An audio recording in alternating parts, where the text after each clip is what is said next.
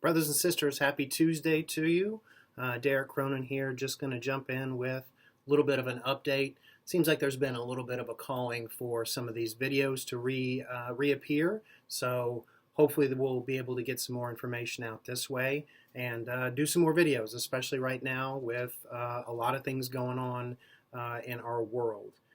First and foremost, great rally on Sunday. Appreciate everybody that came out, everybody that supported, everybody that contributed to what we were doing. It was very well received. I think the message was incredible, thanks to Senators J.D. Ford, Shelley Yoder, and also to Uno Blessed-Coons from the AFL-CIO, and our director, Dave Green, all gave great inspirational speeches.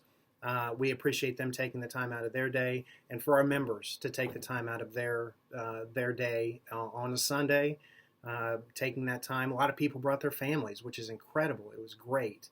We're very excited about our turnout, and hopefully that kind of reinvigorates, re-inspires us to continue going down this path. I also wanted to bring up a couple of other things that we have been doing. Many of you know that a group of us went out to Wentzville, very well-received visit, made some good contacts with not only their president, but the chair of their community service committee, met their chaplain, who I'm staying in touch with, had several text conversations with their president, also Glenn Kagi, who was a former president there and does TikToks under a union man. I believe he calls it Labor Front, but great advocate for what we're doing, keeping in touch with him, did a TikTok with him, so just made some good contacts. So we're very excited about that visit. Very well received also in the region and in the International Union. We also have people elsewhere. There's other people that are doing good things. We had our chaplain joined other chaplains to visit Toledo to support their striking workers, rendering aid, meeting them where they were, giving them help and support.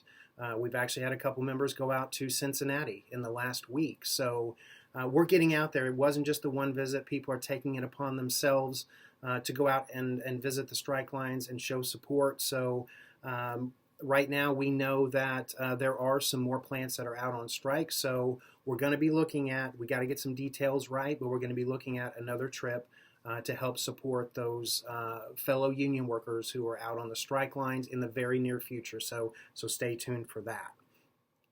Want to give a little bit of an update on where negotiations stand as we know them right now. We know that last Friday, the International President, Shawn Fain, announced that right now, as negotiations are going, Ford seems like they're doing the best as far as getting close to reaching a deal.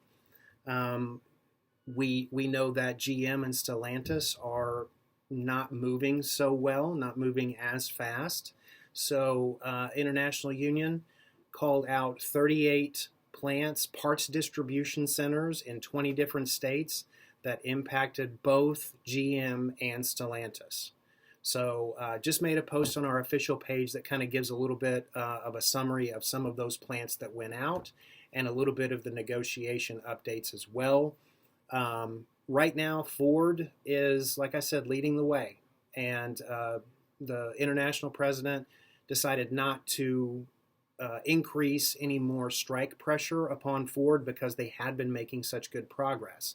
And some of the things that he touted in Ford's negotiation advancements were they secured the right to strike over plant closures. They got income security for 2 years if somebody's indefinitely laid off. That's huge. Enhanced profit sharing that would extend to temporary workers who have at least 90 days. The immediate conversion of temporary workers who have at least 90 days. And the reinstated COLA formula. So those are the things that our negotiators are up there getting worked out with Ford right now. That's where things stand as we know them. Hopefully that means that Ford will be getting close to that finish line and bringing their people a tentative agreement. That will put pressure on both GM and Stellantis to make significant progress and to show that they are going to pattern after what Ford hopefully gets done in the near future. So I want to say that that's where things are as we know them, but I also want to speak a little bit to some of the strategy that's gone into this. This is unlike anything that we have seen ever in the UAW. Going from the media blitz that has been going on, talking about our fight, talking about what we're going after, talking about the struggles of workers. We are keeping pressure on the companies. We're keeping the companies confused. They have no idea where the next hit is coming from, and that plays to our advantage. So there is a strategy. In that strategy, a lot of times, though, the local union isn't keeping anything from you. We get our information pretty much the same as you guys do. We get it off of their international Facebook page. We get it off of their international Instagram account or from uaw.org. That's how we're getting information from them. So I would encourage you to plug into those outlets if you're wanting more frequent updates.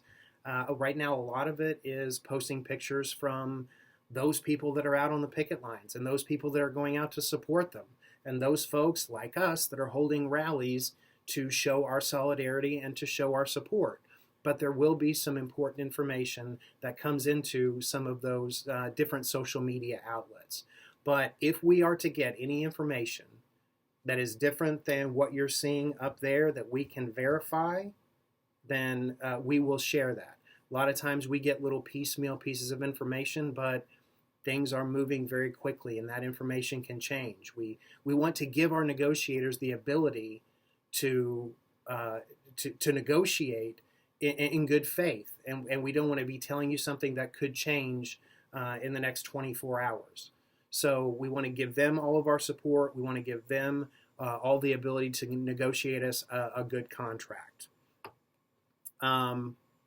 Again, we await the lives just like everybody else does. Leading up to whoever is called out on strike, we're watching just the same as you are. So it's all part of the bigger strategy of trying to keep the companies, keep them guessing, keep them off their footing. And that is a strategic advantage. And it's been incredible to watch the advantageous position that we have gotten at the national negotiating table. So as that continues, we're putting a lot of faith and a lot of trust, but we're also seeing the dividends getting paid from that. The companies are off kilter, and we're seeing Ford make significant progress towards getting a deal done.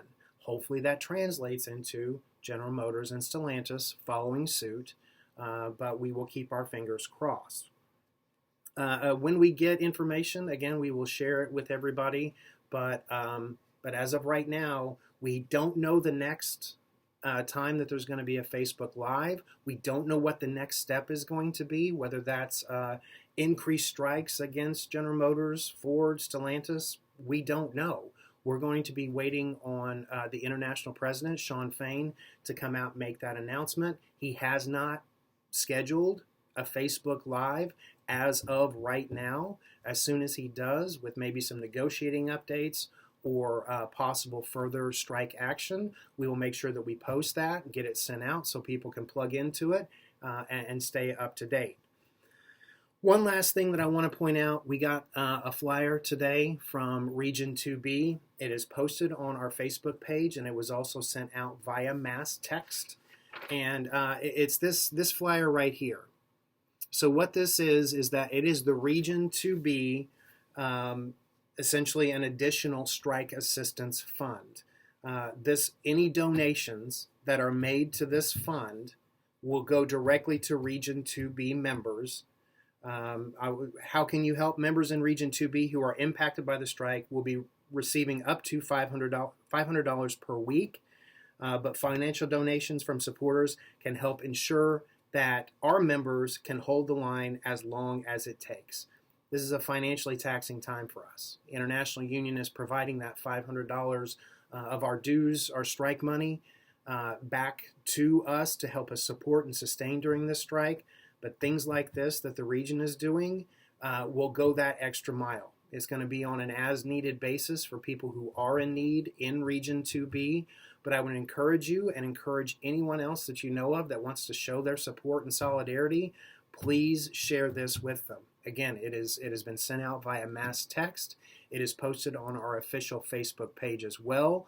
And I'm sure that in any number of other Facebook outlets, you can find one of these flyers out and about. There are a couple of websites that you can go to, and there's even a QR code and directions on if somebody wants to send a check directly to the regional office in Maumee. So I would encourage you to share that. I would encourage you to contribute to that if you feel so inclined.